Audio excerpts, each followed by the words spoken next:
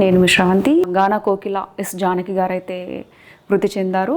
So ఒక్కసారి మన బలగం TV తరపున తనకు కూడా మనం సంతాపం తెలియజేద్దాం. సో సిరిసిల్లలోనే తొలి వేదిక పైన పాడిన జానకి, మన సిరిసిల్లలోనే తొలి వేదిక పైన పాడిన ఎస్పి జానకి గారు సంగీతంలోనూ శిక్షణ. గానా కోకిల ఎస్ జానకి బాల్యం సిరిసిల్లలోనే సాగింది. గుంటూరు జిల్లా రేపల్లె తాలూకా పల్లపట్ల గ్రామంలో శ్రీ రామమూర్తి సత్యవతి దంపతులకు 1938లో ఏప్రిల్ 23న జన్మించిన జానకి 1945 ప్రాంతంలో సిరిసిల్లలో ఉన్నారు. 1945లో సిరిసిల్లలో ఉన్నారు. వాళ్ళ అమ్మ పేరు శ్రీరామమూర్తి, అమ్మ పేరేమో సత్యవతి. దంపతులకు 1938లో ఏప్రిల్ 23న జన్మించారట.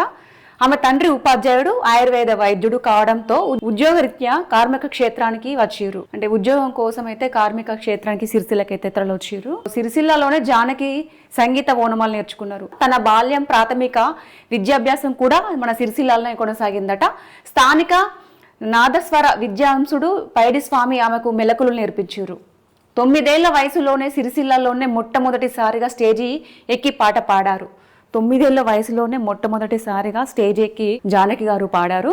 చాలా పాటలు పాడారంట. ముఖ్యంగా సిరిసిల్ల వీధుల్లో పెరిగిన జానకి ఆ తర్వాత మద్రాసు చేరుకొని వేలాది పాటలు పాడి భారతీయ చలనచిత్ర పరిశ్రమలోనే దిగ్గజ గాయనిగా ఎదిగారు. సంగీత ప్రయాణానికి పునాది వేసిన ప్రాంతంగా మన రాజన్న సిరిసిల్ల జిల్లా చరిత్రలోనే ఒక ప్రత్యేక స్థానం ఉంది. తన బాల్యం మొత్తం ఇక్కడ జరిగింది, అలాగే తన విద్యాభ్యాసం కూడా ఇక్కడ జరిగింది. ముఖ్యంగా మన సిరిసిల్లలోనే మొట్టమొదటిసారిగా స్టేజ్ ఎక్కి పాట పాడిన ఘనత మన ఎస్ జానకి గారిదే. అలాగే బాల్య స్మృతులు వెతుక్కుంటూ సిరిసిల్లకు, అంటే తన చిన్నప్పటి జ్ఞాపకాలు వెతుక్కుంటూ సిరిసిల్లకు కూడా ఒకసారి వచ్చిరంట జానకి గారు. గాయని జానకి తన బాల్య స్మృతులను వెతుక్కుంటూ 2002లో సిరిసిల్లకు వచ్చారు. 2002లో సిరిసిల్లకు వచ్చారట. 64 ఏళ్ల వయసులో ఇక్కడికి వచ్చిన ఆమె చిన్నప్పుడు మెదిలిన లక్ష్మీ వెంకటేశ్వర స్వామి ఆలయాన్ని దర్శించుకున్నారు.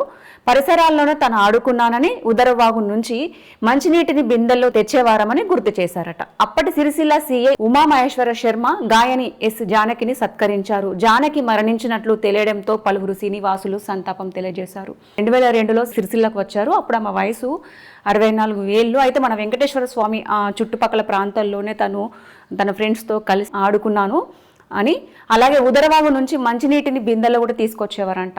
సో ఇలాంటి అన్ని మంచి మంచి తీపి గుర్తులు కూడా వారు గుర్తు చేసుకున్నారు. సో ఆ వెంకటేశ్వర స్వామి వారిని కూడా దర్శించుకున్నారు.